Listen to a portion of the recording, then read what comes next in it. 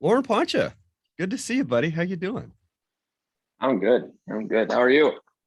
I'm great. I don't do too many of these first thing in the morning. So I woke up this morning. We've got 2 inches of snow. It's 25 degrees and a 45-mile-an-hour north wind. So I'm looking forward to getting out and feeding cows here in a little bit.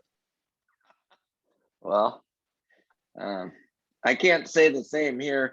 It's still dark outside here, and it's about 40 degrees probably, and it's going to be epic sunshine, probably about 60 in the middle of the day, and our grass is about this tall right now in a lot of places. So we're loving it right now, but we are in a pretty major drought. Um, and it's hard to say that when you look at my grass, but the hill country is drying up fast, and we haven't had a rain event in almost 3 months. And this is the dead of winter, so we should be having rain, a couple times a week. Yeah, see, we're the other way here. Like winter is generally our dry season, and I like to have.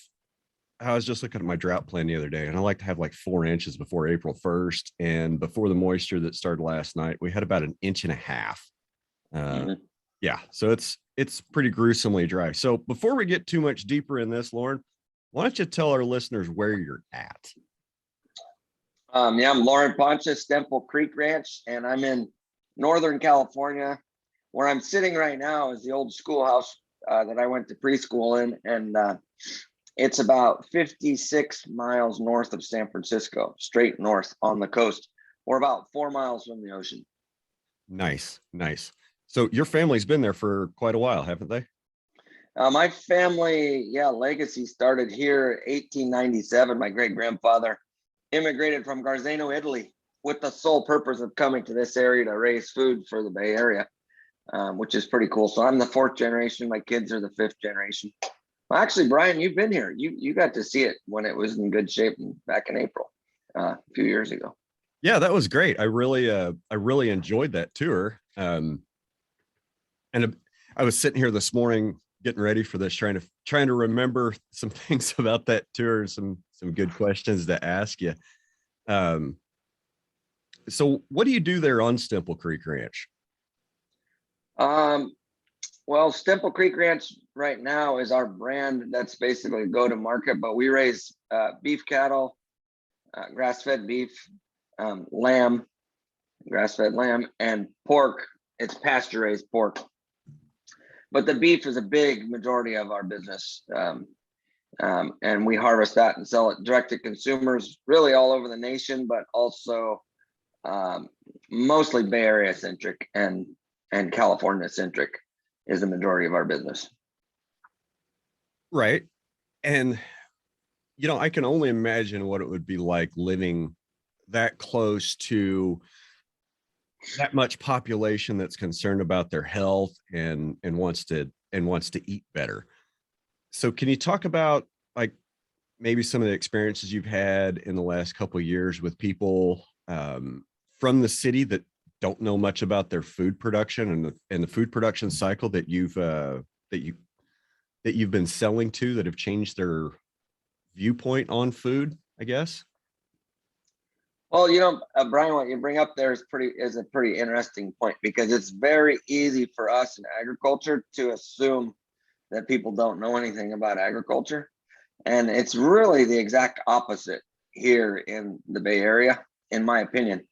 Everything, I'll probably refer to it more than once today, but everything is a bell-shaped curve, right? Right. Ranchers, people, consumers, and you got the extreme right and extreme left.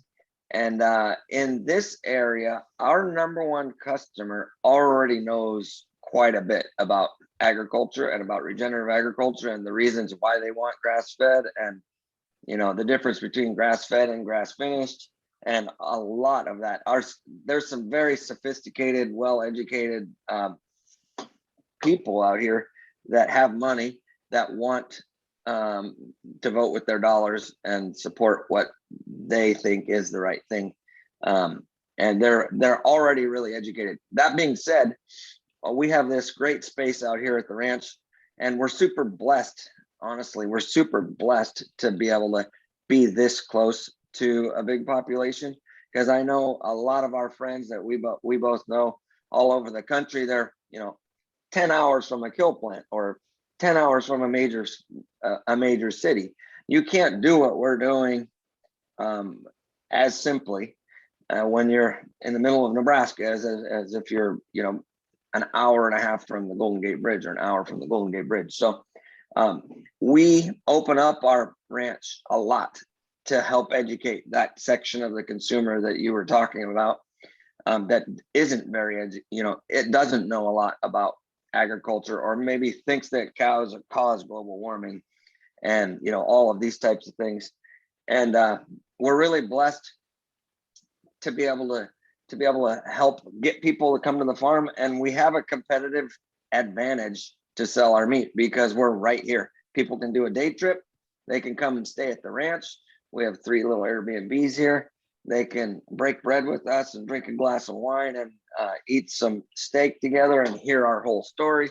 They can, if they want to, frankly, they can go out in the middle of the field and say, I want cow number 1, 2, 3, 4 in a year and a half. And I'd say, sure, everything, I'll do whatever you want.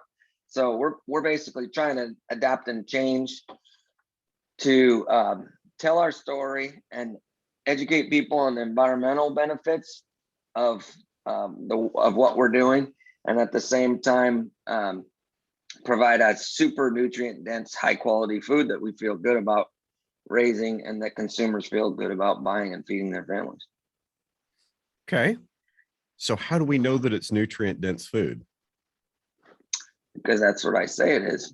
I don't confuse you with the facts. It's nutrient dense food.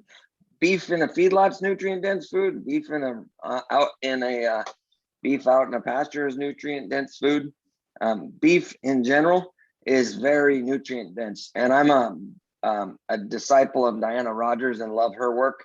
And I think she tells a very good story and an accurate story about there is no other food on the planet that is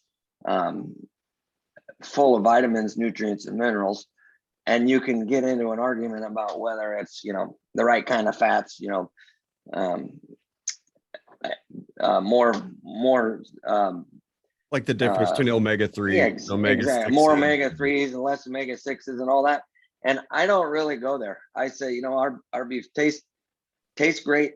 It's better for the animal. It's better for the planet because we're actually creating photosynthesis, and it's better for the people eating it. I don't get into all the details of why, and we have more beta carotene and all this stuff because I'm not 100% sure all of that is 100% accurate all the time. So I'd rather just be honest about it.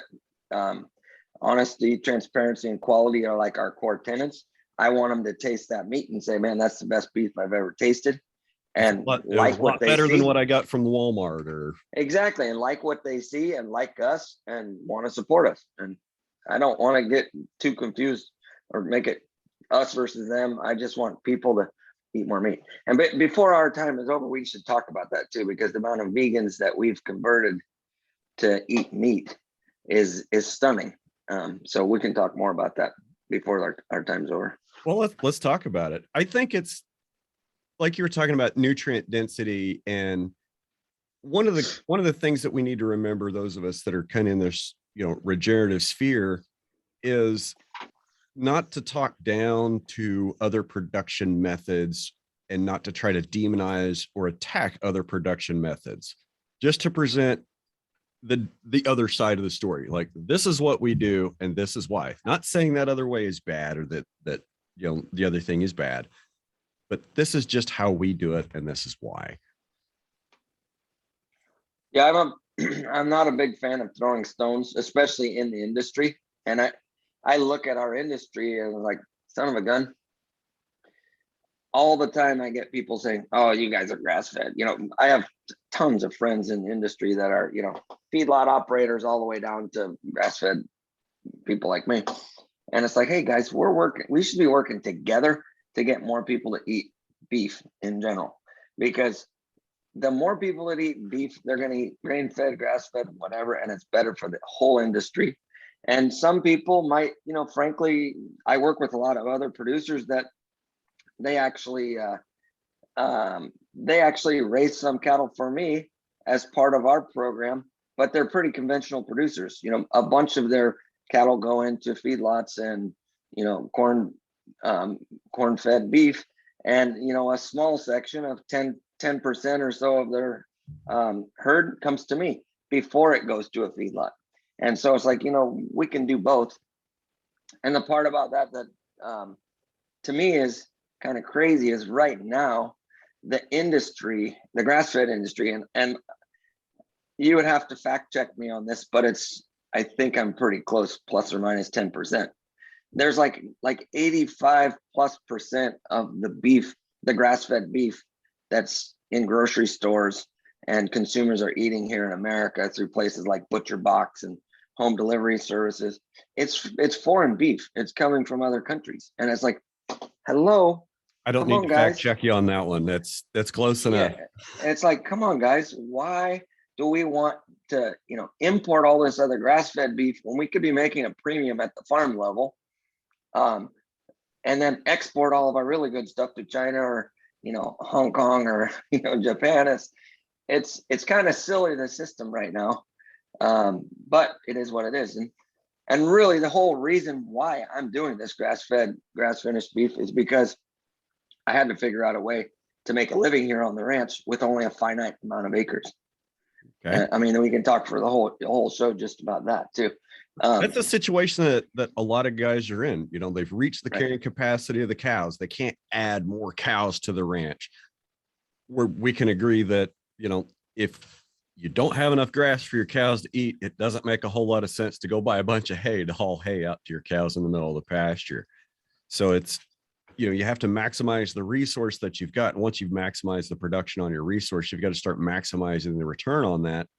And, you know, if you're not a 10,000 acre outfit in the Nebraska Sandhills anymore that's selling pot loads of calves, you got to find some of these direct marketing channels. Right. And consumers are begging for it. Really, it's not the whole set of consumers, you know, probably not the flyover states, but both sides of the country, and you know, any hubs of people, large numbers of people, they're begging to know where the food comes from. So Even here in flyover country, we're seeing increased demand for grass fed. We're seeing increased demand for consumers wanting to connect with the story of their food and directly connect with the producer. Like it's spreading here, but I wouldn't say that the adoption rate is what it is where you are, or the percentage of people. It's probably lower than where you are, and I could be wrong. I mean, it could be just a pretty much, you know, kind of an even level all across the country. It just doesn't seem like that out here because, you know, we don't have 5 million people living 40 minutes away. well, get ready though. Get ready, because what's happened, I mean, again, we'll probably talk about this later. We have a lot of time to talk, but I mean, there's a mass exodus of California, and they're going all the places where you're all at right now, and messing everything up in one way, but they're also a whole new set of consumers that's used to eating one way. You know, it's maybe a huge opportunity. So I always look at things, you know, is this an opportunity or a threat, and what's the best way to handle it? But I mean, we were basically growing up here in the business. We were basically making enough money that we could do it for one more year. And then we'd make enough money that we could do it for one more year. And my background, when I went away to college, I was dead set on coming home and be a full-time rancher. And around my junior year, I realized there was no economic opportunity for me at home unless I wanted to come home, live with my parents, and make $1,000 a month like a farmhand or whatever, or less. Then it was like, nah. So we had to bring a new enterprise to our current operation. And before today's over, I'd love to talk to you about all the different stacked enterprises we do here at Stemple. But it's on my list. I want to talk about it. Okay, cool. So I went away after during college. You know, I had to figure out what to do to make a living, and I actually did some internships with veterinary pharmaceutical companies, and I went and moved to Texas, Florida, Georgia, Montana, Wyoming, and then the Central Valley of California. And I sold veterinary pharmaceuticals, and I did that for 18 years. but I still had my fingers in the ranch business. So I'd fly home on the weekends, or I'd drive over and do ranch work. And I was making most of the decisions. But as you can imagine, working with your family, and then you make a decision, and then you leave for a week, and you come back and nothing has been done, it can get very frustrating, right? And so that was a challenge. And my real passion, no matter where I was around the country, was the ranch and trying to make agriculture go. And so about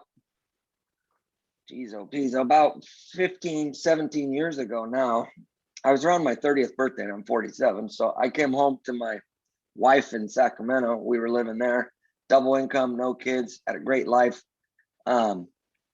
And I came home from working on the ranch one weekend, and I said, "Hey, Lisa, we got to go back home and try and make this a real business." And I'm perfectly fine if we go home, try and make it a real business and fail. But if we don't try, I don't want to wake up when I'm 60 one day and be like, what if I would have done this? You know, I've heard enough of that in my life. And so thankfully she said yes. And we moved over here. And well, actually, we met with my parents. My parents were on the ranch. I was living in Sacramento. We met in Napa halfway. And we said, "Hey, Mom and Dad, we want to come home. And we want to take over the ranch." And they were like, "Oh, this is great." And I said, "But quite frankly, we don't want to do it with you. We want to buy all your cattle and lease all your land. And you're going to make more money than you are right now running it. And you're going to have a better lifestyle and less risk if you just let us take over and roll with it." And that was a massive conversation, as probably many of your listeners can attest to.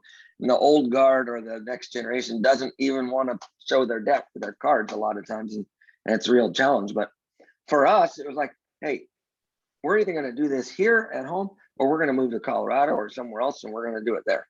And they saw that, and they had confidence in us, and they stepped aside. And it was miserable for about 5 years with family dynamics, because we went from having, It'll happen. 180 mama cows and 5 fields, and we'd bring hay to them all winter, and all that, to putting all the mama cows together and having a big mob and having 100 pastures rotating around.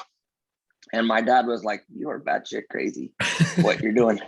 And I think I was too at the time, but I was like, well, this is what I'm doing, and a lot of it was just luck, and a lot of it was just I made tons of mistakes, and I tried not to make them the same ones twice. But so that was kind of how we got started out here on that. And that was 17 years ago, I guess. Okay. What are your folks up to now? My folks are still here. They're super proud of us. My dad's 82. My mom's 78. They're our biggest cheerleaders. But they have nothing to do with the business. They just cash a red check. And my dad comes over once in a while. There's 3 ranches right next to each other. And he comes over once in a while and goes, "Hey, why don't you do this, this, and this?" And I say, "Hey, thanks, Dad. That's a great idea, but I'm not going to do it because of this, this, and this." And once in a while, there's a really good idea. And I do rely on him some for just gut feel. But most of the time, it's his fingerprints aren't on any of our decisions. And I love him to death, but I don't really love any of his business ideals or philosophies. It's all about work harder, make less money and less good decisions, frankly. So yeah, that's a mentality that hopefully will be going away very soon. Is, oh, let's just work harder. All you gotta do is just work harder and everything will be fine. Just work harder and you'll make more money and everything will be fine. If you're not busy enough, go find something else to do to make more money. Yeah. Well, I grew up in that paradigm, and it wasn't very good, because there's none of my peers are back home on the ranch. I grew up in a pretty agricultural community, and there's nobody doing what I'm doing. Maybe 1 or 2 guys, I was kind of ask, exciting. Are you the only weirdo in the community that's doing, high density, high frequency rotation grazing? I'm one of the few, but we have I mean, nobody's doing it as intensively as I am, but there is a lot of people that talk to our NRCS agents and talk to other, type, local like leaders and say, hey, what's Loren doing over there? I want to do that. And they don't know how to do it quite yet, but there's a lot of people, and I'm open book. I share with whatever, but they don't ask me. It's a neighborly thing. They don't be like, Loren, show me what you're doing here. Why are you doing that? I would love it in the next few years if, even doing some field days and stuff and sharing what we're doing, because I learn a lot and I'm making tons of mistakes all the time that I would hopefully be able to help them not make. But there's more and more producers that are applying compost to their pastures. There's more and more producers that are splitting up their pastures and having more pastures. Not enough, but more than one, which is great. Two to start. 4 is a good place to be. 8 would be better. Yeah, right. If you have 12, you can really make some progress. But definitely, I get it every spring. People are like, man, you're wasting all that grass. I'm like, actually, I'm not wasting it because we need cover. And then come, November, December, when it did rain, you can see like right now I have feed that's, really tall and really lush, almost too lush. And you look over the neighbor's fence and it's like, less than a golf course. And then I'm you see like, him driving out there hauling a hay bale, and then you go to the coffee shop later and he's talking crap on the way you manage your pastures. they don't usually talk crap around me. It's usually when I'm not. But the analogy I use is like, hey, I don't feed cows very much. We feed a little bit of hay, but I personally don't feed any of it. I have an employee that does it. And every time I send that employee out with a truck to feed, it cost me probably $100 by the time you get wear and tear, diesel, every single string of wire of rope is $5, 5, 10, 15, and you throw 10 of those things off, it was a $500 morning and we had no gain to show. We were just keeping animals alive.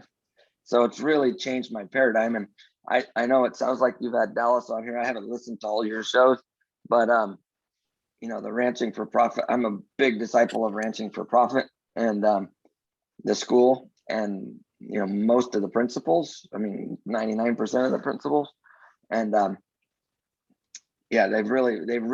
school really made me just question why I do things, and if it's the right thing economically, or if it's the right thing socially, or if it's the right thing to make it more easy for me to do my work, or if it's a lifestyle. And our business, this is my full-time business, so it's not a lifestyle, it's a business. I got to make money, and I got to be able to leave for months at a time and have it still run. And I think that's important right there, what you just said. You're running it as a business and not a lifestyle. I think that there's a lot of people that are in, let's just say, the cattle business, or want to own cows because they want to own cows, because they want the romance, or they want to be a cowboy. And to guys like you and me, this is, it's not a job. It's a passion. It's a business. And we don't have to live it 24/7. And like you said, I'd love to get to the place where I could just check out for a month and know things are going to hum and be gone. I'm not there yet. One of these days we'll get there. I'm actually not there yet either. But if you look at my life, you're like, man, how's he do that? Because I went on a 35-day road trip this summer with my kids and my wife, and I was on the phone 2-3 hours a day, but I was not at the ranch, not once in 35 days, which is a start. The other thing that's really interesting though is I don't live on the ranch. This morning I left the house at 5 o'clock, and I drove out here, and I made a couple stops and looked at some cattle that I bought, and started this call with you at 6. But I don't live on the ranch, so I can shut off, go home, and I live in town. And it's not my preference. I grew up on the ranch. I love the ranch. I would love to live here, but it makes me a better rancher, in my opinion, and a better businessman, especially because I get to drive by 100 ranches on the way here and look at what people are doing and be like, oh, look at that guy, man, he's really screwing up. Oh, look at this guy, I want to be more like him. And if there's a problem at the ranch, I'm forced to have a system in place that somebody else can take care of it, because I'm not here. I can't run home and the highway patrol calls me and says there's cows on the road. I need to make one phone call to somebody who's going to go get those cows in. And if I'm here on the ranch and I live here, I would feel very guilty if I wasn't the one out there getting the cows in with the guy that is supposed to get the cows in. You with me? I would feel like a total and complete jerk, So I could appreciate that. I live, it takes me about 15 minutes to get from my house from the time that my truck starts moving out of the driveway. 15 minutes later, I'm rolling into ranch headquarters. So I can appreciate that. And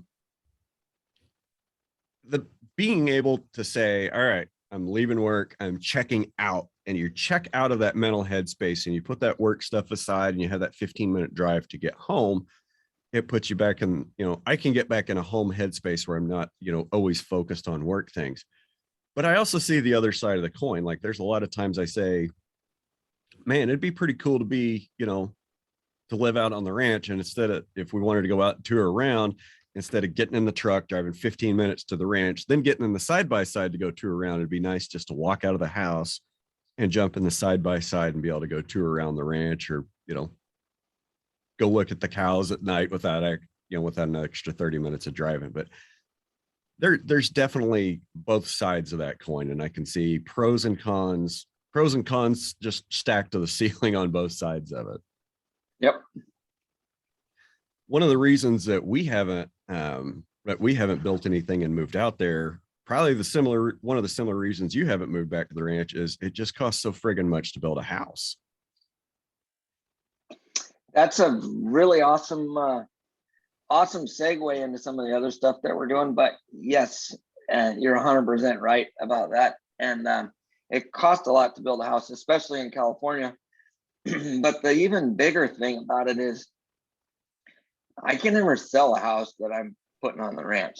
Like if I live in town and I have $1 million house in town and I get sick or injured or want to move, I sell that thing. I have zero emotional attachment to it, zero family legacy to it. And I can cash in on that money and take it wherever else to do whatever else I want with it with no guilt. If I come home to my family ranch, build $1 million house or $100,000 house or whatever, and everything's $1 million out here. So Bars, gallon of milk. That's like a shanty most of these places. But I can't sell that asset ever, because I'm not the guy that's going to sell the family ranch. Right. And great point. Maybe my kids will, but I'm not going to build a big asset that's basically a liability and has tied up all my cash. And my parents did that when I was growing up in the 1980s. They built a $200,000 house up on the hill, beautiful house, overlooks the whole ranch. And my parents don't have any money, but they have a big house up on the hill that, is basically a liability to them. And someday when they give it to their kids or me or grandkids, somebody's going to sell it and reap all the benefit of that. I hope it never happens. And well, for sure, it's not going to happen in my lifetime. Yeah, I don't want to tie my money up into that. So there lies the next part of the story that we can talk about. And that's the ranch that you came to for the grass-fed exchange a few years ago. That was in 19? Yeah, I can't remember 20. Yesterday. So it was something. It was three or 4 years ago. It was the Santa Rosa grass-fed exchange. That was awesome, by the way. I loved having everybody out there. It was like a dream come true. I'd love to do another tour. When we were there, like right after we left, it quit raining and everything started looking ugly, right? Isn't that what you told about me? a month and a half later. Yeah, usually June or July we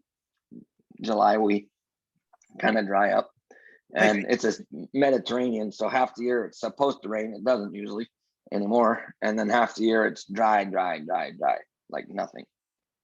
I'm trying to find the words to like kind of describe a little bit what the place looked like when I was there a couple of years ago. It's just Ireland. It was just almost looked like a paradise of green grass, like mid shin high, just beautiful rolling hills, black cattle, you know, not overly bright enough light to see. It was just, you know, I just remember driving in and then being struck like, wow, grass here looks really good. You know, these hills, not bad to get up and down. This just looks like a pretty good place to ranch. One of the few, I'll say this, in the last 3-4 years, I've traveled around, you know, quite a bit. There's not very many ranches that I'd trade places with, but yours is one of them. Hmm. Yeah, that's cool. That's a great, I mean, that's a nice honor, and thank you so much for that. And we are super blessed. And I, I mean, I have to give all the credit to the people that came before me. So my great grandfather Angelo, somehow he found out about this area from Italy. You know, it's like, how do you know? When he left there, he was coming here. You know, it's like, how do you know about that? You know, 120 plus years ago. But I love it. I love it here. There's a tons of advantages and tons of disadvantages. Mostly the disadvantages are too many people and just too much, a lot of the regulation, and it's just a hard state to do business in. But there's also tons of advantages. You know, we pay the toll to be here, but it's an epic. I could be in a t-shirt most days of the year, except for the middle of summer when it's foggy and windy. It's colder than it is in, you know, Nebraska when it's cold. You know, it's like it's freezing. And they say the coldest winter ever was a summer in San Francisco, and that's really, really true. It's just super bitter, dense humidity. That's freezing. I mean, it's not freezing on the gauge, but it is cold. It'll go right through you. Well, it's 24 degrees when I woke up this morning and snowing, and it's the high is supposed to be almost 60 tomorrow. Yeah. our Cool. wild bipolar weather here in the plains, you know, 40-45 degrees of temperature swing in a day. Yeah, it'd be nice to live somewhere where I could wear a t-shirt all year.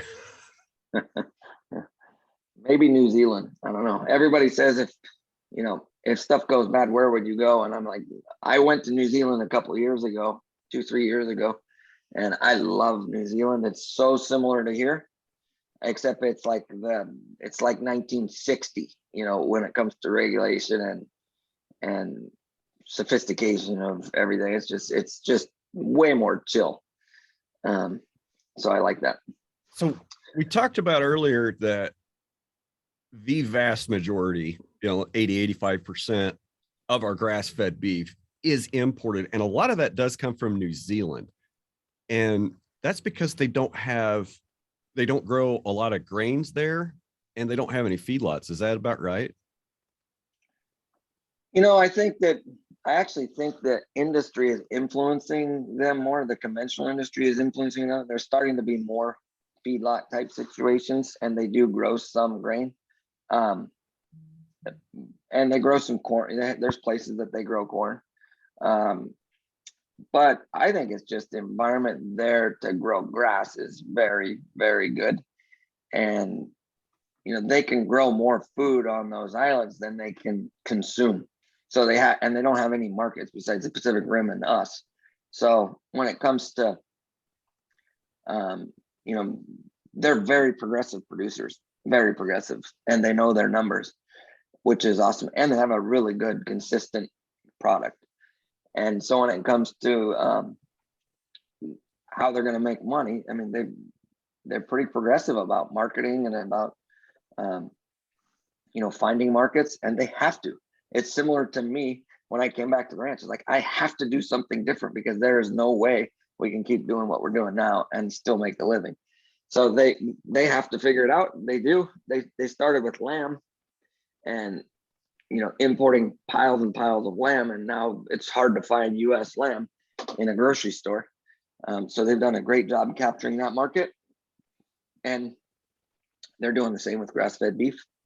And yeah, I mean, I can't fault them. And the guys are the people that I've had New Zealanders and Australians here to the ranch, like on tours, and they're just good, awesome people, just like me and you. And, you know, if they were my neighbor, I would love for them to be my neighbor, honestly. I've never met an Australian I didn't like. Right, exactly. Yeah. Yeah. So trying to wrap my head kind of around the timeline. You're just a couple years older than me. It sounds like you came back to the ranch early 2000s. Is that right? Let me think. No, yeah, 2005. Yep, 2005. Okay. So 2005, you started to make some big changes with fencing and the way the cattle were grazing. When did you start adding other species? So we had see if I can get my thing to work here. Are we good? I can't hear you. I think we're on your phone, not on your AirPods. Yeah, we're on one AirPod, but not the other one. But that's all right. If I have to, I'll just go speakerphone. But we had sheep. So my grandmother had like started out with 2 little sheep, and it grew it up to like 150 or so. And I hated the sheep, but I love lamb. But I still don't really like the sheep. But our lamb is like the best lamb on the planet, in my opinion. It's not just ours. This region has amazing lamb. And it's actually my favorite meat. Is really good grass fed, milk fed lamb. We harvest them, 6 to 8 months old, still nursing, and they're just little piggies, and they're so delicious. And then let me just take a step back in the history of this. When we first came home in 2005, my whole goal was to sell 3 or 4 pot loads of calves, weaned, to the highest bidder anywhere around the country. And that's what we did for the first 3 years. We didn't do any grass fed, grass finished, anything. It was whole pot load, 750-pound calves to the highest bidder. They went to Lyman, Colorado. They went to some went to Nebraska. Some went to Harris Ranch here in California. And I was all into quality. I wanted to see what the data would show.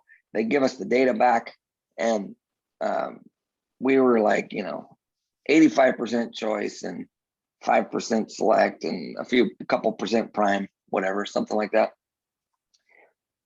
Maybe it was 10% select and a couple percent prime. I don't know the data, but the thing that really got my antenna up is about 30% of our calves were getting sick, and they were falling out of the natural program. And I was like, why is this happening? We don't have sick calves at home. Why is this happening? And right around the same time, and this will probably get some of your viewership wound up, but it is what it is I read the book, The Omnivore's Dilemma by Michael Pollan. And he traces a steer's life, from the ranch all the way through the feedlot, And I was like, man, you know what? I don't agree with everything in this book, but he brings up some good points about how corn drives, everything. And it's really subsidized. It's really heavily subsidized products that are driving all of these decisions around the country. And it was like, duh, I live in the Bay Area. We need to sell, we want to make a premium. We need to sell direct to consumers, and we need to give them what they want. And in agriculture, it's like, well, it's not efficient, or it's, this is not better than that. And I'm like, well, give the consumer what they want and tell them the story that they want to hear and charge them appropriately for it. And guess what? You can build a brand and live a good life. So that's what we started doing. I did a line in the sand, said, we're not going to sell to feedlots anymore. We're going to start our own brand. That was 13 years ago. Like next week, we started Stemple Creek Ranch. We came up with a logo, 5-page website, and we started selling whole beef, half beef, and quarter beef to anywhere in the Bay Area. You pick it up at the CDFA butcher. And Lisa, my wife, said, you need to put lamb on the website. And I'm like, what? I'm not putting lamb on the website. I hate sheep, blah, blah, blah. I'm a rancher, I'm a cattle guy. Stemple Creek Ranch. We got cows Yeah, on the damn logo. we're not doing lamb. So kicking and screaming, we put lamb on the website. And within, a week or two of our website going live, we started getting orders for beef and lamb, but we got a lot more orders for lamb. And the people that tasted our lamb loved it. And they're like, that's the best freaking lamb we've ever eaten. And then they tried our beef.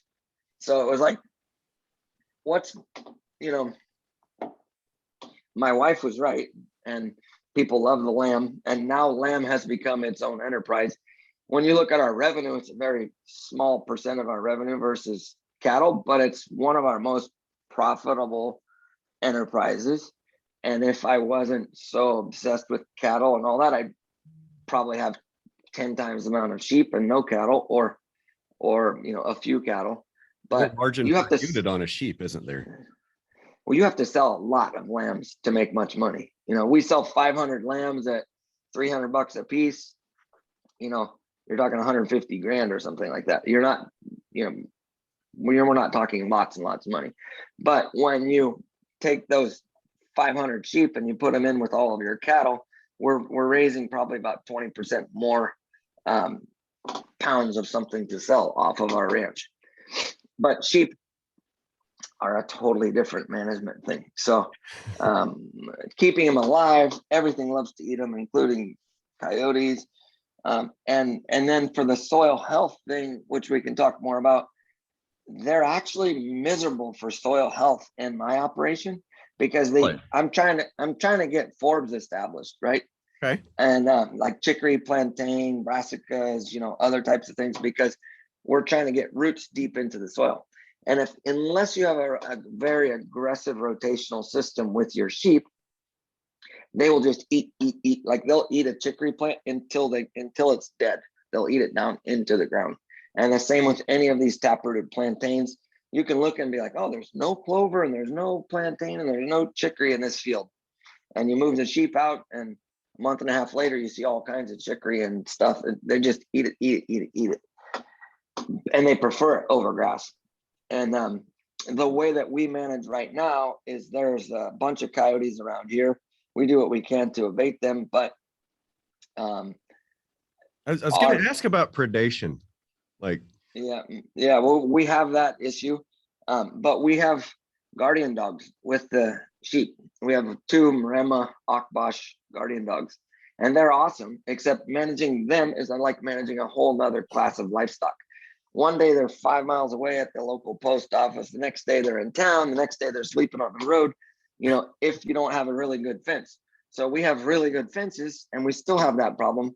But because of the really good fences, we just keep the sheep in those areas where the really good fences are. And it's not the best management practice for soil health, because we end up set stocking certain pastures more that are sheep pastures, and then we'll end up, we end up compromising our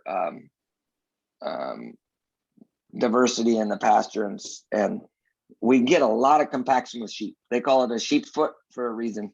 They're little teeny feet, but they compact the heck out of everything. And so for those reasons, it's 100% management. I would like to have a lot more sheep, but I need to be a better manager to run them with the cows. And the dogs don't like the cows around the sheep. And I'm in the grass finishing business. So if I run the sheep and the cattle together, the dogs chase the cattle, and that's not good for grass fattening animals. So can run a couple pounds a day off of, exactly. Yeah. So I'm like, this is not working. So I've often contemplated getting rid of all the sheep, and I'm not going to do it because they're really a really good business for us. But that's just what it is. okay. So when did you start getting into pigs? So we started selling direct to consumers. I'm going to go for a little walk here. Somebody just pulled in. We started selling direct to consumers about 13 years ago. And when we went to the farmers market, people were really wanting to,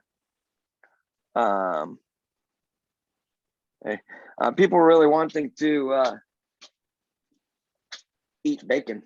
And I was like, okay, we can do that. We can get some pigs, and we put some pastured pigs up, and it actually became a surprisingly good enterprise, and now we do around 200 pigs a year. I just got another. I buy piglets and then we finish them out on the pasture. They eat mostly grain, but they also root around and eat other stuff too. And yeah. So do the pig, so what's your rotation generally like? Cows first, then sheep, then pigs, or is it something different?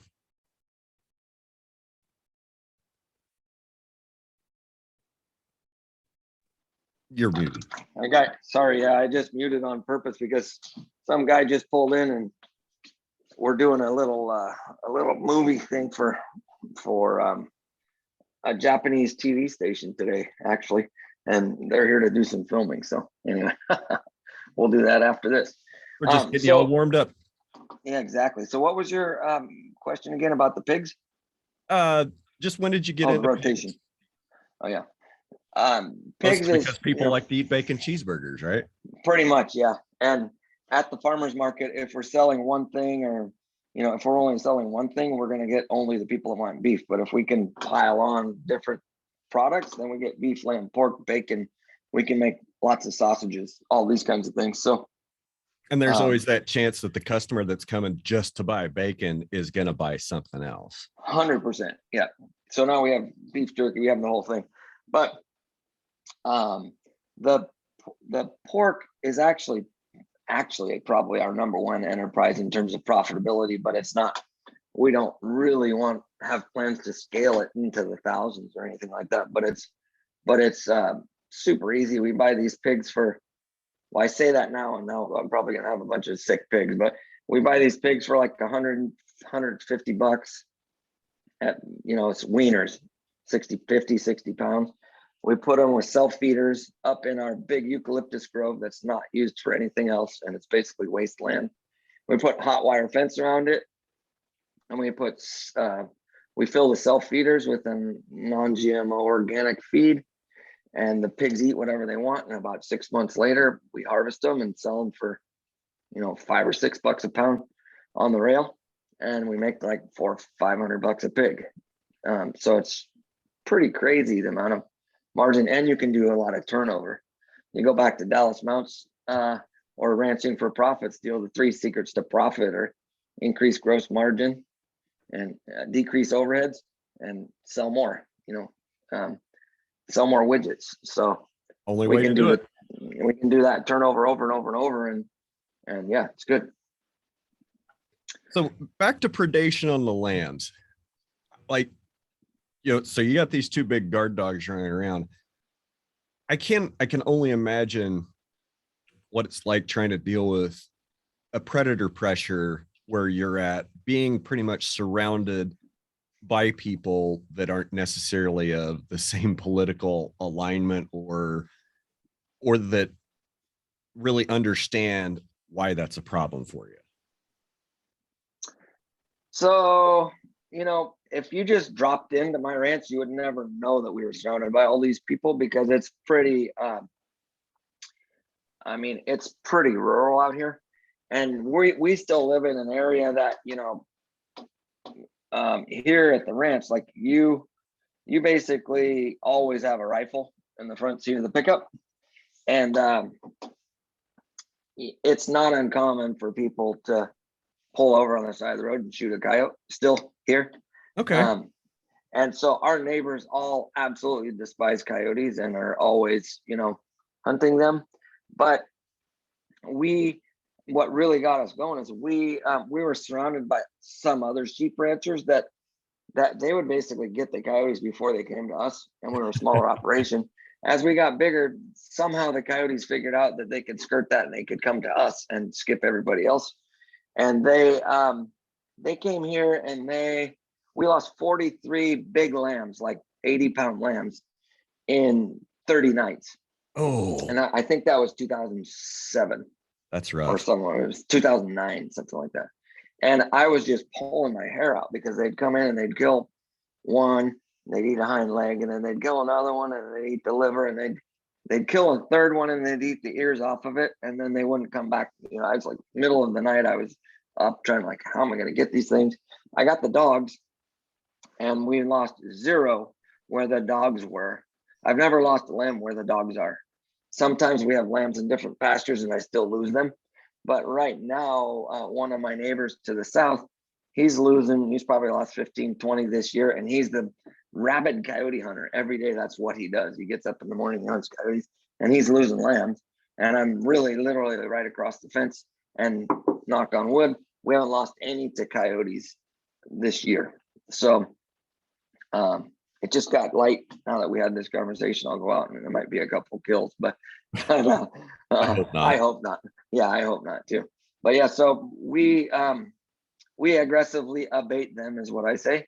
Usually it's with lead poisoning. Now it has to be copper poisoning in California because you're not supposed to shoot lead bullets anymore, but you can shoot copper bullets. They make just about the same size hole as a lead one does, I think. It all depends. Yep. So you mentioned earlier about spreading compost. Let's talk about that, because I remember when I was there for that grass-fed exchange tour, you were talking about making compost tea, I believe, or was it maybe biochar tea? I can't remember. Things are a little fuzzy. Sun's coming up. Yeah, exactly. It was all compost tea. We would make compost tea or worm tea, or use fish hydrolysate, which is crab, salmon, all ground up into a hydrolysate, but it's super high in nutrients, especially calcium and nitrogen and some of the other things that we need. But calcium is actually our biggest limiting nutrient out here. We need a lot of calcium, and it's super expensive to buy it. So I'm trying to find other byproducts that are easily spread that we can use to increase soil life and biology. So we've tried a lot of different things, but compost is something that we see a pretty big increase in quality of the forage when we apply it. And basically what we do is we get free wood chips from wherever we can get free wood chips. So it's carbon, right? And then we mix it with manure from our neighbor chicken farmer, which is super high nutrient dense, tons of phosphorus with nitrogen. Yeah, exactly. Tons of phosphorus and nitrogen. We mix that with the wood chips. We turn the pile at least 4 times and get it to at least 140 degrees to kill any other seeds. And then in the fall, before it rains, we spread that compost onto the pastures that need it the most. And, every year we do, 3,000 yards or so of compost. And big compost pile. It's we have five windrows of compost that we turn. And the other thing that's been really cool, I just learned this as I go, and maybe it's real common in other parts of the country, but here it wasn't, is before we spread the compost, we actually put a bunch of seed on the compost pile. We just lace the compost pile with seed. And then as the trucks go spread the compost, they're spreading the seed at the same time. And it's one less pass on the ranch. It's far from perfect in terms of coverage and all that, but it's a way that we can get seed out there very cheaply and with fertility, and hopefully increase diversity in our pastures. We do that a lot with grazing, but we do it a lot faster when we actually introduce new seeds and fertility.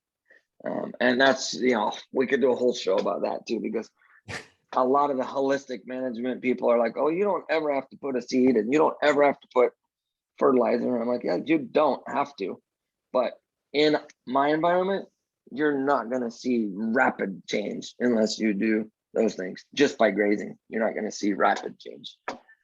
You will see change, but not. And maybe a different grazer that's better than me would see better change. But I've been very, very aggressive in our grazing, maybe too aggressive at times, especially early on. And yeah, I haven't seen the results unless I added new fertility and or new seeds that I really like. So we use a lot of a few different New Zealand variety seeds that are drought tolerant for our environment. And yeah, they outproduce the forage that's here 2 to 1. So I'm kind of curious about your forage base. You've talked about, really putting in a lot of work to try to get forbs reestablished. I don't know how to put this. Like, what grass was there before us white people came and screwed it up? I guess is what I'm really asking. Like, what should be there compared You to know what? I can't tell you. I dream about that, but I can't tell you what was here. But I do believe it was a lot more diverse. There was a lot more forbs than there is now, and there was a lot more perennials than there is now. We have about 13 types of native perennials that grow here. And really the native perennials compared to the introduced forages are very poor in terms of overall biomass and palatability. And they're usually grow in places that the plows and the discs could not go 100+ years ago. right? So, in the mid 1800s, this area was settled by a lot of Irish, and Irish love potatoes and they love farming, and they farmed everything you could get a plow on, and you can still see the lines of erosion, 100+ years later. It's pretty crazy. Where You can see that 100 years later. Yeah, and I believe that I believe we're farming on subsoil right now. I think we've lost 2 to 3 feet of topsoil in the last 150 years. And with that, we've lost a lot of the seed bank. So that's my story. A lot of the, I gotta change you to, I'm gonna lose, let's see here. I just changed it to my speaker because I ran out of battery here. Can you still hear me? Yep. Yeah. We're still here. A lot of people that come here say, well, your seed bank is still active and all these natives are still there, but I just don't see them. And mostly where we see them is the rocky areas that never seen an implement, or they're areas that the introduced forages, a lot of them are not super palatable when they're mature, but when they're young, they are, like foxtail and, wild oats and, some of the ripgut brome and some of these other things. Right now, they look amazing, but in 2 months when they go to seed, they're not amazing for the cattle or, your dogs or anything else. And we have a lot of those plants around here, and they're very prolific. They will outcompete any of the native stuff. And where they're outcompeting the native stuff, you can't even see the native stuff. So I don't know if that answered your question. But it was an answer. I don't know if it answered it, but it was an answer. Because I don't have, I guess my experience is a little bit limited because all I have is native range. So, and of the ranch, there's maybe not even 10% of it that was ever farmed at any point. And the last of it was put back to grass in the 80s, in the late 80s, but most of it was put back. A bunch of it was put back in the 50s. It was only broke out for 50, 60 years. And even those places that were farmed in the 50s, I can go there and just like you said, it's almost like it's on subsoil. Things are still, there's still a lot of pedestaling, and I've grazed through there at ultra high densities. I've had super long rest periods. It just takes so friggin' long to get those native plants reestablished, to get their roots down there and start building that ground cover up. You're right. We farmed out most of the topsoil, and not just there where you are in California, but here in the plains, in the desert Southwest, even further east in the Corn Belt. I don't think there's very many of us that are actually still working on good topsoil. I think most of it is gone. I think that very few people have an idea of what really good topsoil actually looks like. Well, and then I was always under the assumption, following Gabe Brown and Alan Williams and all these guys, which those guys are badass in my opinion. They really are doing some awesome stuff, and they're the future of agriculture at my level, and hopefully bigger. But I was always in assumption we'd build the soil down. And really what I'm learning the more I get into this is we're building the soil up.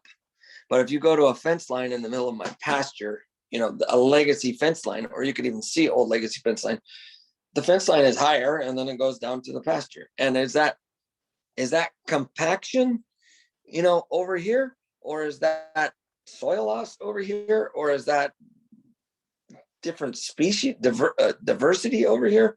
You understand what I'm saying? It's like, or is it because they haven't been grazing underneath the fence and that biomass is built up and it's growing, and what's on the sides of it out in the pasture is staying the same height? I don't know. I've seen some of the same things.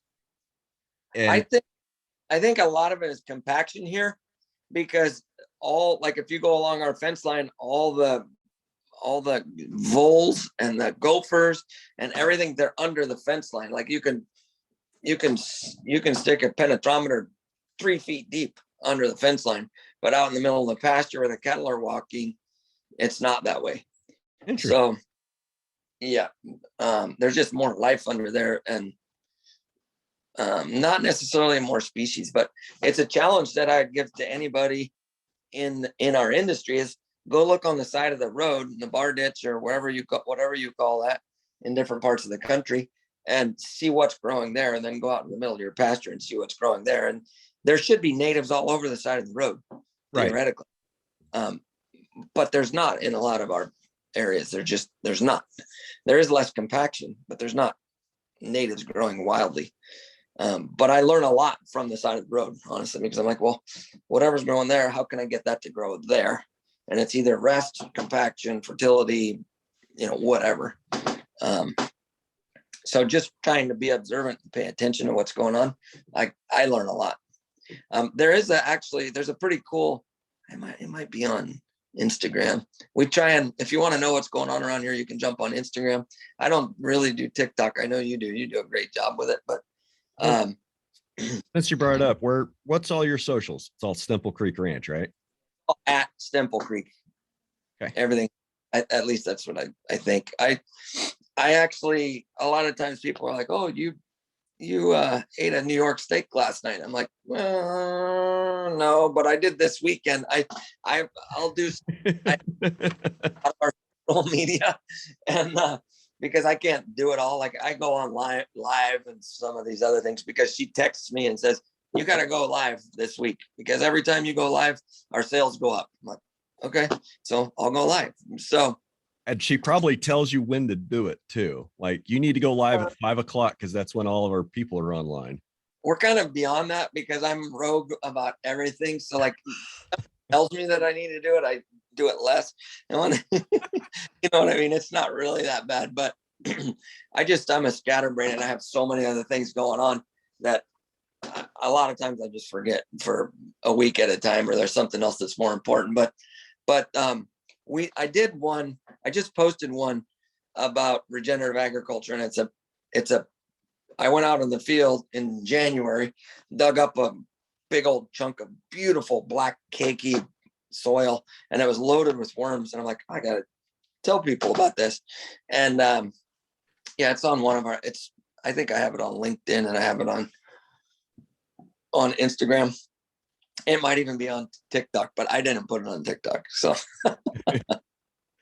I don't have a team running my social media. So if I post something stupid, I usually have fans tell me pretty fast. Yeah. Well, I actually, the current lady that's helping me right now is a cousin, but a lady before that, super sweet, biggest fan of us ever. And she would post stuff on there like, aren't we the best? Look at this. We're the best ranchers there is on the planet. I'm like, I would call her and I'd say, Karen, take that off right now. This is me talking, not you talking. Right. So I'd say, take that off right now. And she would take it down. But it's like, I would never say I'm the best rancher on the planet, or our beef is the best, So it's just, if you ever see something like that, I guarantee it's not me that says it. I want other people to say it about us, but I don't want to be the one saying it. Jeez, oh, Pizzo. Can you see up or no? Do what? Do you see all the text messages popping up on my phone, or is it just, does that not show up on the Zoom? That doesn't show up on a Zoom. I just see you poking your screen. Okay, good. So we'll circle back to compost. So now you're putting that on like with a bulk spreader. You mentioned compost tea, and I've heard that come up several times. So what is compost tea, and how do you make it? Oh, there's a lot of different things, and it's just like a recipe for cake or cookies or whatever. But compost tea is basically where you take some nutrients. It's either compost or worm castings or a combination of, and you can brew it actually in a brewer for anywhere from 1 to 24 hours.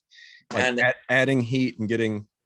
It's not heat, it's air, and Okay. the air feeds the microbes and makes them proliferate. But you can make bad compost tea and have the wrong kind of bugs proliferate. So I'm far from an expert at this, but sometimes you think you're doing the right thing, you could actually be doing the wrong thing. So what we do with it is we use worm castings, and we only have a small amount of worm castings, right?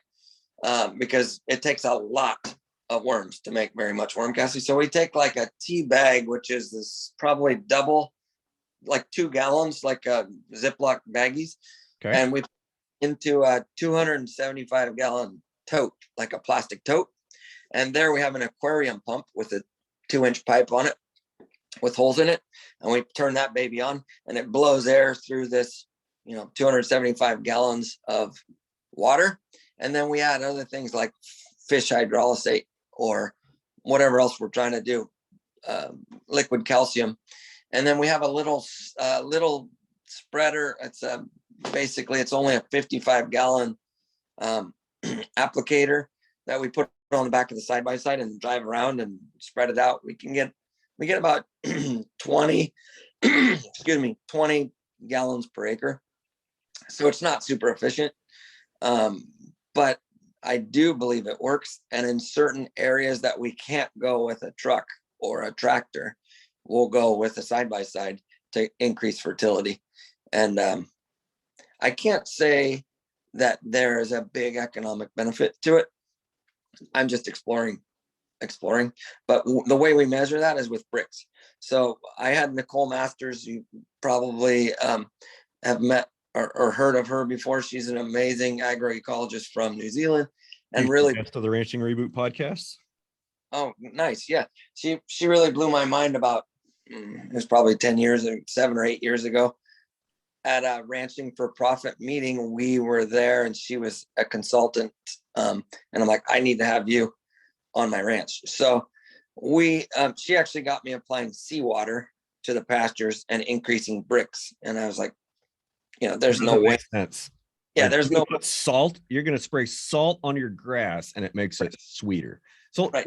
Okay. Especially when we talk about bricks too much more, what is bricks? Okay. Especially when we're only like 2 miles or 4 miles from the ocean, and all of our fence posts and everything rot out because of all the salty air. I'm like, well, how can you apply salt to your pasture and actually see a benefit?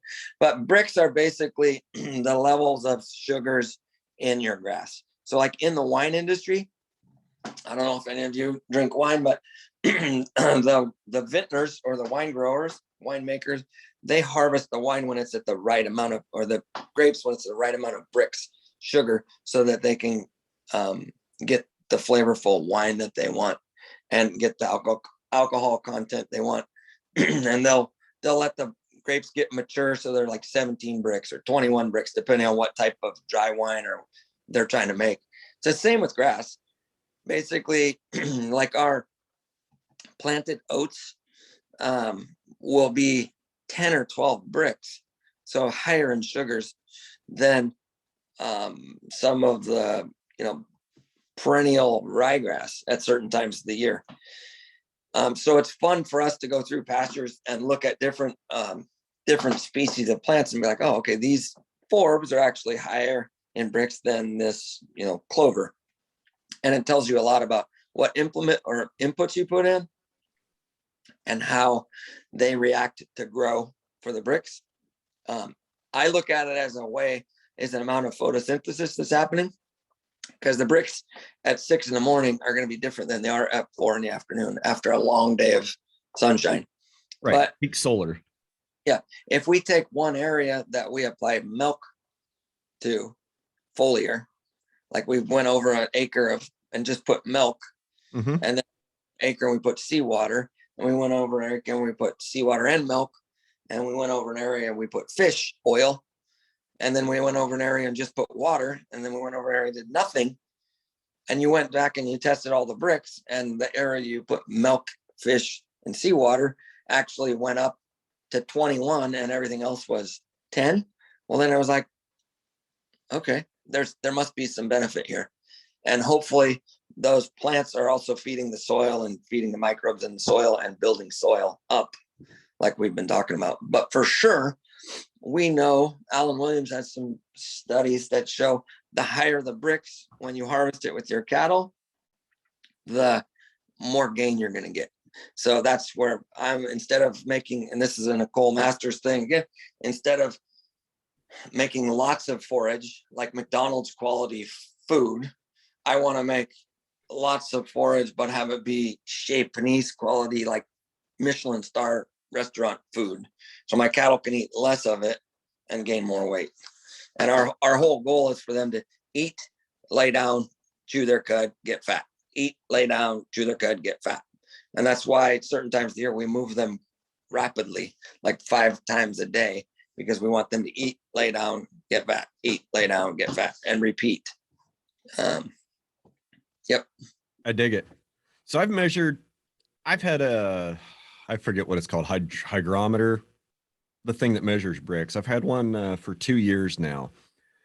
And I try to do all my measuring of Brix between 2 and 4 p.m.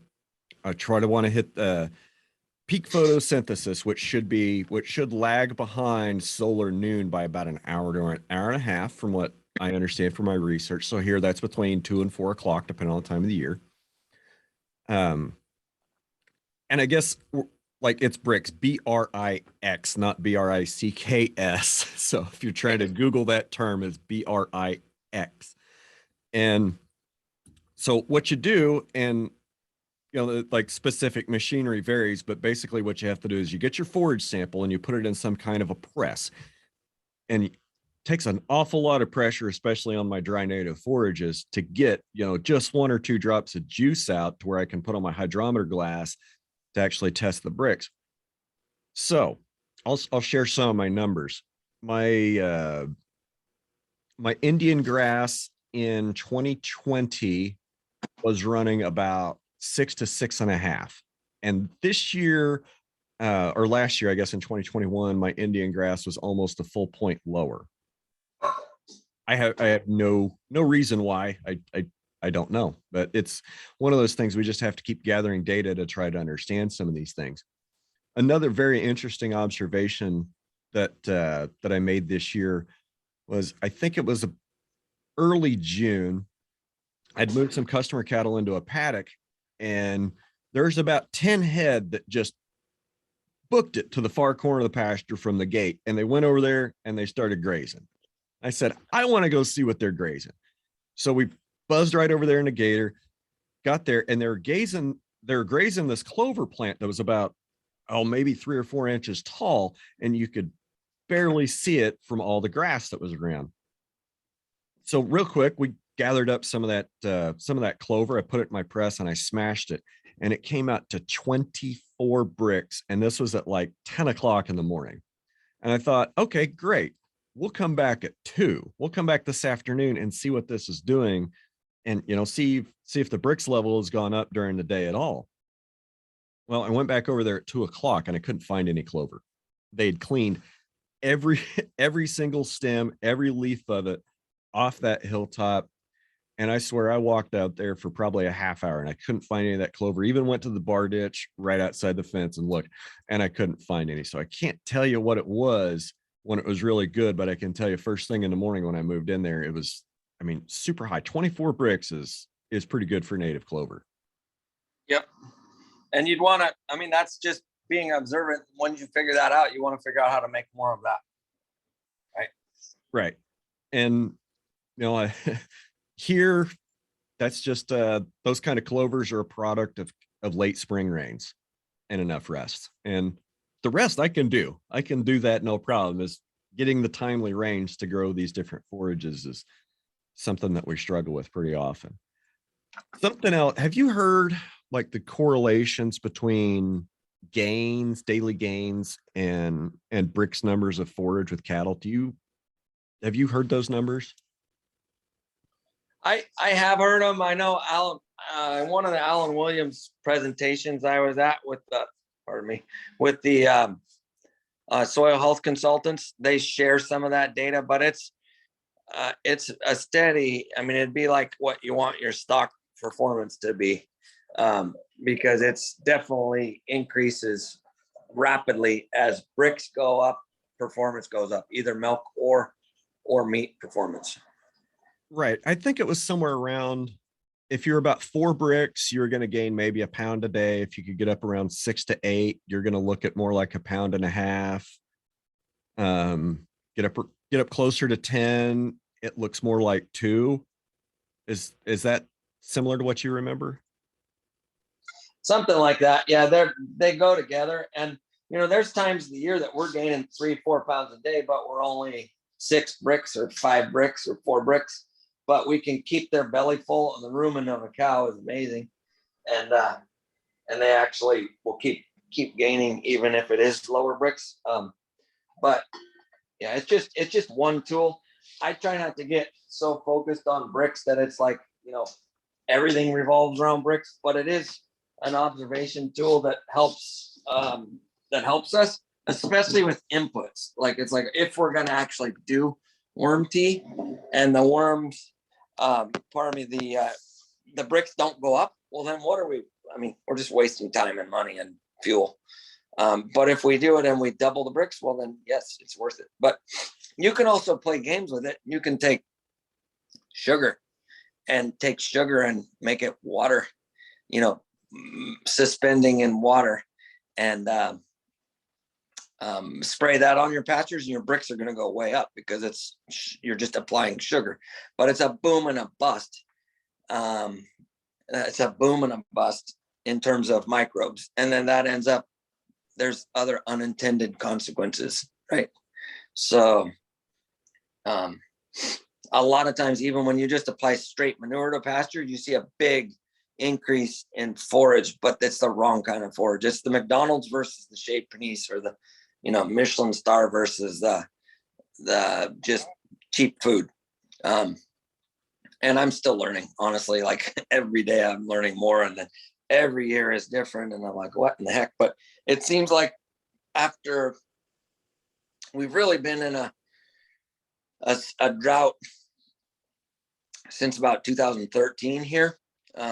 We came out for a little bit, we're back in, but it seems like this year, all of the last 10 years of putting everything together has actually really benefited us. And we had such an amazing fall in terms of forage growth.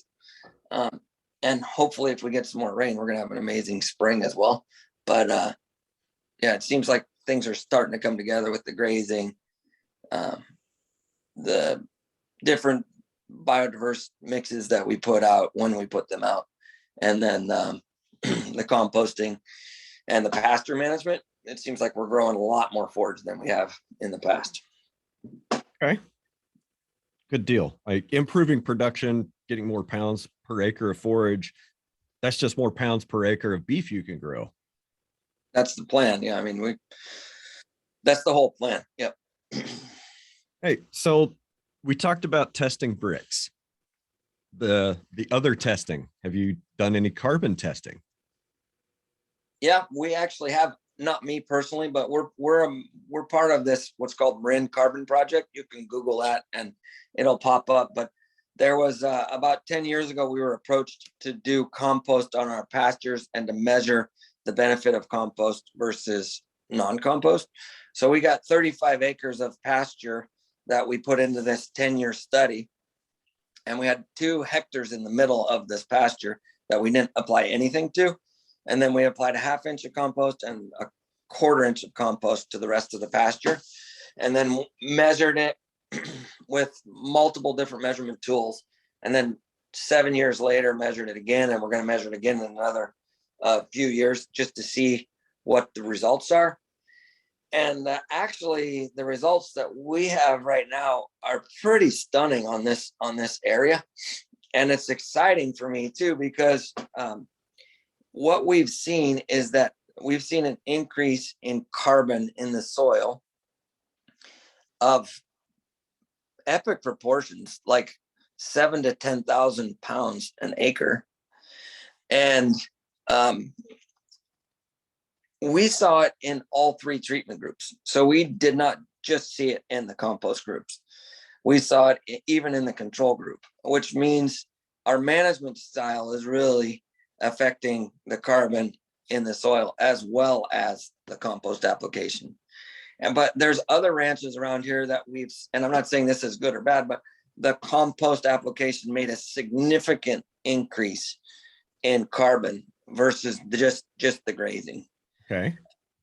So, So did you just tell me that this carbon project has proved that your grazing works?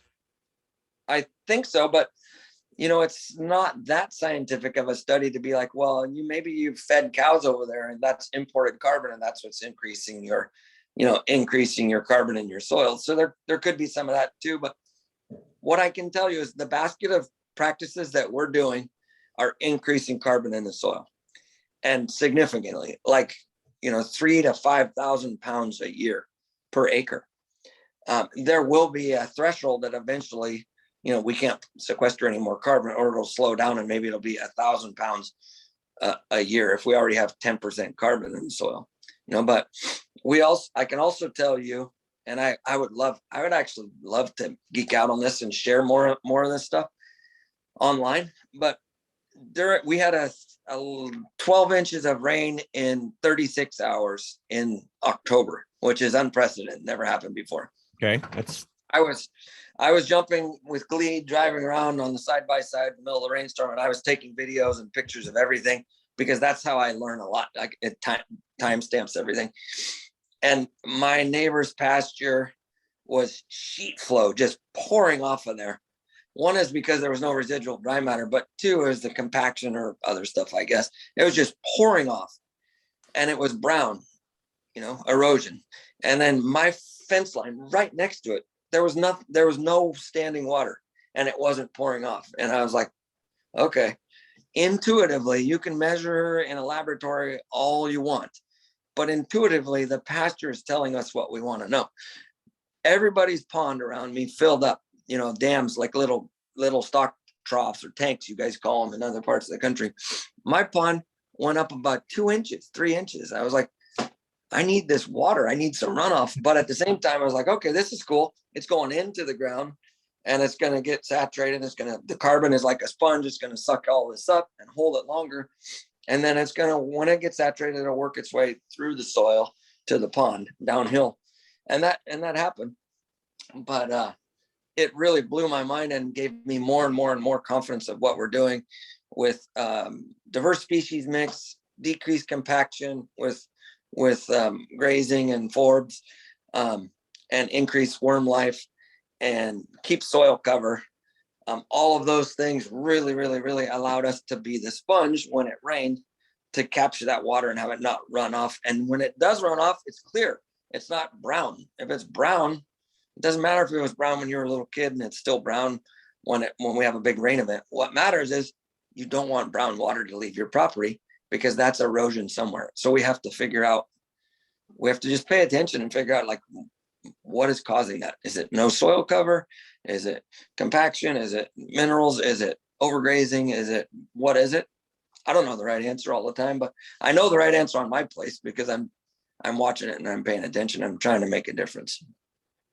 It always makes me feel good when we get a big rain that does run off. Like a lot of my soils, 4 to 6 inches of water per hour, and you could just pour a 5 gallon bucket on it, and almost disappears once the surface tension breaks and it starts going to the soil. But every once in a while we'll get a really ridiculous rain where we'll get 4 inches in 15 minutes.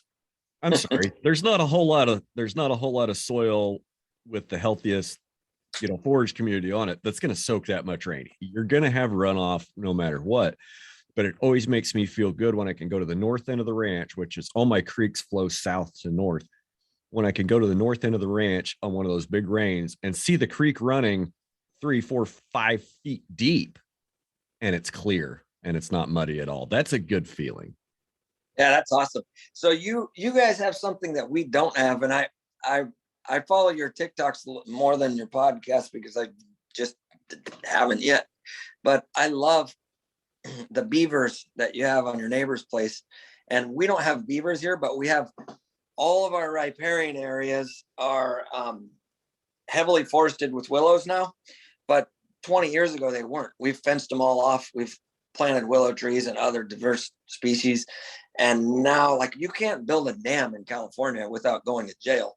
But so I'm like, man, to change our water cycle, I really want beavers. And I would say, if we do this podcast again in 10 years, I'll be able to show you the beavers because I'm going to figure out a way to have beavers here. And it's, there's trials and errors, and I'm sure people are going to hate it. My neighbors are probably going to shoot them and whatever else, but eventually we're going to see the benefit of this really change the biodiversity of our pastures, the water cycle, and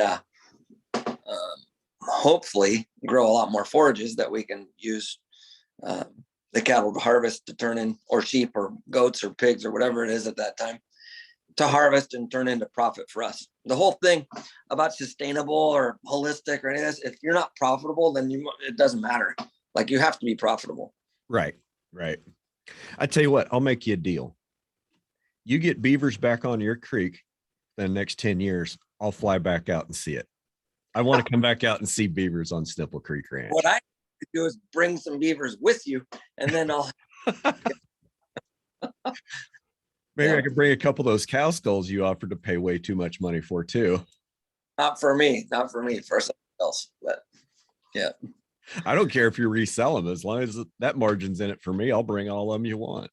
you better grow bigger horns and longer, not these little 12-inch things. We need like 30 inches on a side. I got a couple. What I want to do is back there and get one that's 30 inches on a side, but a mule deer. I love hunting, and I want to get back there and harvest some deer in the Midwest. Never been back in there. Love to come out and let you deer hunt, but all I can offer you is whitetails. The muleys. I remember mule deer here when I was a kid, and guys hunting mule deer, and they're not around much anymore. I'm not sure why. Maybe it's because we've encouraged the population of whitetails a little more, or applied. I'm not sure. We just don't have very many mule deer around here anymore. But I do remember when I was a kid. Awesome. Well, you have anything else you want to cover, or No, I appreciate your time today. I do actually have a ton of stuff to cover, but I know you're a busy guy, and I know you have another thing this morning. Yeah. Well, I got a few more minutes if you have something else. Otherwise, we'll wrap it up and we can jump on again in another few months or something. Well, talk us through some of your stacked enterprises and how they're complementing each other, including like some of the hospitality things you do, and we can kind of wrap up with that. Oh, that's great. That's a great fit to finish up with. So I told you guys that, in 2005, we moved back over here. We would sell conventional loads. I read the book, Michael Pollan's book, decided to start Stemple Creek Ranch, started that. Started educating people about what we're doing. And then the ranch right next door to us, like a perfect puzzle piece. I talked to the owner. I needed more grass. Said, hey, he didn't have any kids involved. And I said, hey, if you ever want to sell that ranch, let me know, because I'd love a chance to buy it. And he said, I'm never going to sell it. I said, okay. A couple of years later, I wrote him a handwritten note, said, Dave, if you're ever interested in selling this thing, zero pressure, but I have some ideas that could make it work. Send it in the mail. Nothing. I didn't hear a word from him. And then I ran into him at the post office about 6 months later.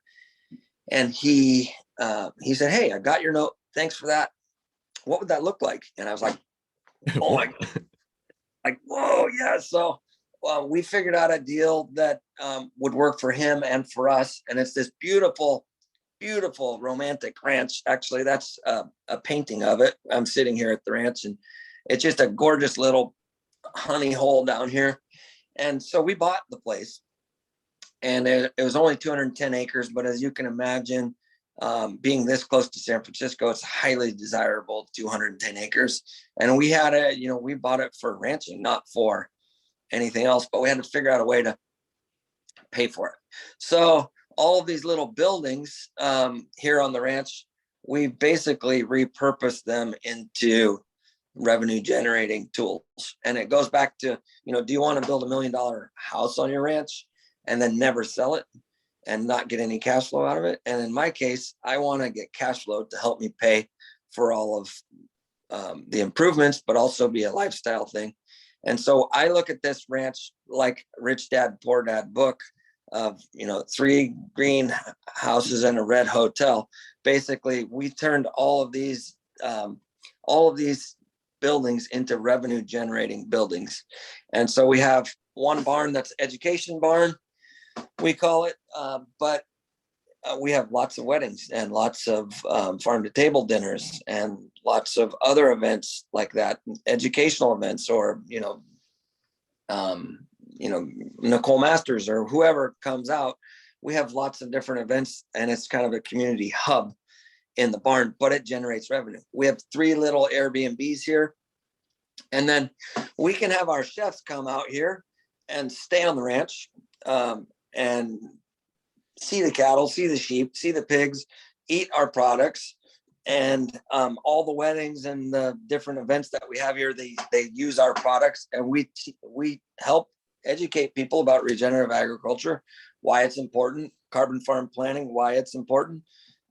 They get to taste our product. They love it. Hopefully they go home and they order it. And it's really an awesome enterprise. So that's our one enterprise. That's like, okay, so we have ranching where we can sell pasture, we can sell hay, we can sell timber from our eucalyptus grove for firewood or for anything.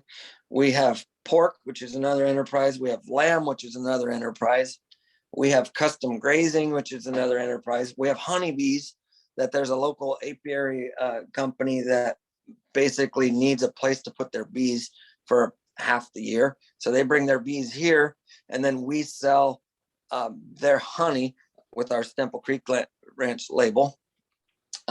We have Airbnbs, which are another venue source. We have farm to table dinners, which are another revenue source. We have events, which are another revenue source. We have tours, which we charge for, that are another revenue source.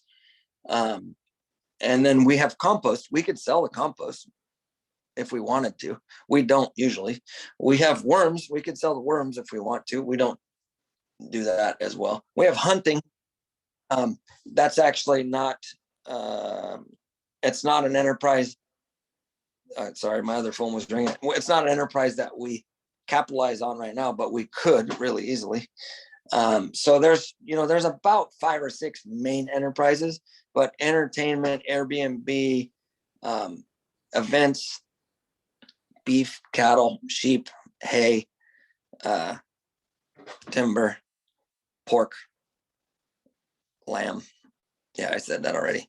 There's a bunch of different ones, and the biggest one is beef by far.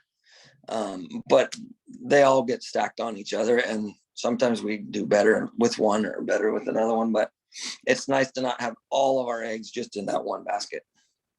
For sure. And that's, it's important to not have your eggs in one basket. Cattle market could drop, something could kill all your lambs, something could kill all your pigs. Something like COVID could happen and all your Airbnb and venue business dries up. So you have to be, it's a good lesson to be diversified to to make sure you still have some income stream, even if things do happen. Right. And that the COVID thing's a prime example because we lost all of our business in one day. All of our restaurant and grocery store, or pardon me, our grocery store business stayed, but our restaurant business went away overnight. And so we had to pivot. But since we were already doing direct to consumer internet, and since we already were harvesting and processing beef for grocery stores, I mean, it was easy. Nothing is easy, but it was a good fit for us to grow that business. So that went up 10 times when our restaurant business went to 0. And then hopefully we are going to keep a lot of that business as we progress. And the event business went to 0. But then last year, the event business went crazy because everybody was locked up from COVID. So Airbnbs have gone crazy too. Yeah, the Airbnbs are as busy as we want them to be. But you know, it's our home ranch and stuff. So we want to be able to pay our mortgage with all of these other enterprises and have the cattle graze for free. That's not really the truth because we charge ourselves grazing anyway. So we have a land business and a cattle business that teach us that in Ranch for Profit School. And the cattle pay fair market rent for the land. But the way I look at it from a big picture is like all of this other stuff is paying my mortgage and the cattle graze for free. So I think that could be a good way to look at it. So if somebody wants to buy meat from Stemple Creek Ranch or book a stay in an Airbnb or check out your event venue, where do we need to go? StempleCreek.com, www.stemplecreek.com. You can geek out on everything we're doing there. I don't actually go there very much, but I think there's lots of information there. And I don't do anything with the venue, or we have a full-time employee that does that. 10 years ago, really 13 years ago when we started, it was me and Lisa, and all we did was worked 24 hours a day, really not 24, but mostly just worked. And about 8 years ago, I quit my day job. I still was selling veterinary pharmaceuticals 8+ years ago. I quit my day job and we've grown the business by about 8 times in 8 years, which has been awesome. And now we have 15 employees. So it's not just me and Lisa anymore. It's me and Lisa, two ranch guys. They manage all of our properties. And we have a plethora of farmers market staff and about 4 or 5 that work on the meat side of the business. And we're probably going to be at 20 before the end of the year because we need more delivery drivers and salespeople and that type of thing. So that's fantastic. Yeah, we're having fun. That's pretty fantastic that your little operation, currently employs 15 and is planning to expand to employ 20. Like that's pretty incredible, Loren. Yeah. It's a lot of pressure though, because we can't mess up. We mess up and there's, 15 other people that rely on us too. So, but we're having fun. And I think we have some good momentum here, and a whole nother show we can talk about growth and expansion if we're going to do it or not. Because we need more pasture to grow. We can only do so much here. So we have some strategic alliances with other ranchers, other local ranchers, where I've sold them my mama cows, and then I buy their bulls, and then I buy their calves back. So it's less. I don't have to run my good. I don't have to run cows on my good quality finishing ground. We run cows in the hills and other people's ranches. So strategic partnerships. I like it. Yep. Well, before I let you go, is there anything that I forgot to ask you that you need to get off your chest today? I don't think so. We covered everything. We covered a lot, but most important thing is, just if you don't think you can do it, there's probably a way you can do it. Just figure out, think differently and challenge your own paradigms, because we in agriculture have a massive amount of opportunity coming our direction right now. And it doesn't matter who's the president. It doesn't matter who is, what's happening in Russia. All of those things have an influence, but the truth is people have to eat. And this whole environmental stewardship on ag land. And I mean, there's just a massive amount of opportunity to be very profitable in the next 20 years. And I'm pretty much excited about it. I think it's going to be a fun ride for the next 20 plus years. So I agree 100%, sir. thanks for having me. Oh, it's been great, Loren. I appreciate the time you've given me today. And I guess if there's nothing else, guys, have a great week. hey, see ya. Hey, thanks, bud. Good Yeah. luck with